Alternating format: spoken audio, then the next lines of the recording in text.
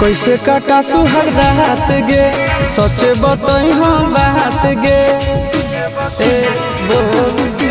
कैसे काटा सुहाग रात गे सच बताई हम बात गे। पहले दिन से पियावा से जियावा हमर जरल रहे, पहले दिन से पियावा से जियावा हमर जरल रहे। पोला पर बोला पड़ल रहे, भतारा रतिया चढ़ल रहे। पोला पर बोला पड़ल रहे, भतारा रतिया चढ़ल रहे।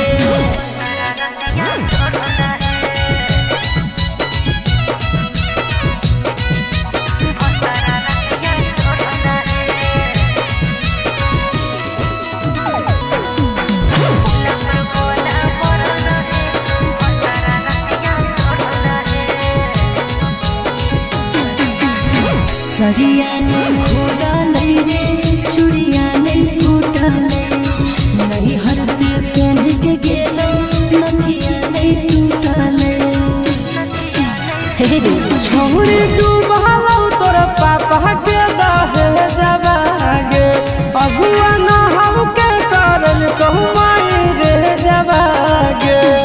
अरे ससुर में रहस हमर नींबू के नहीं गरल रहे, ससुर में रहस हमर नींबू के नहीं गरल रहे। पोला पर गोला पड़ल रहे, भतारा रतिया चढ़ल रहे। पोला पर गोला पड़ल रहे, भतारा रतिया चढ़ल रहे।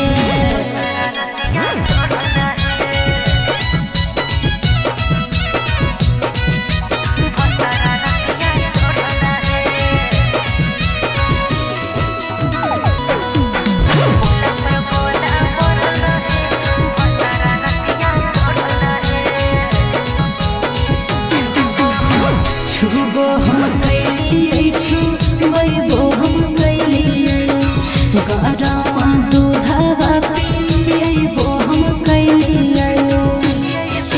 बुझलिए छोड़ी ससुर गेल झाड़ के फुटहानी गे, तोहरा कुछ नहीं मिलल निशानी गे।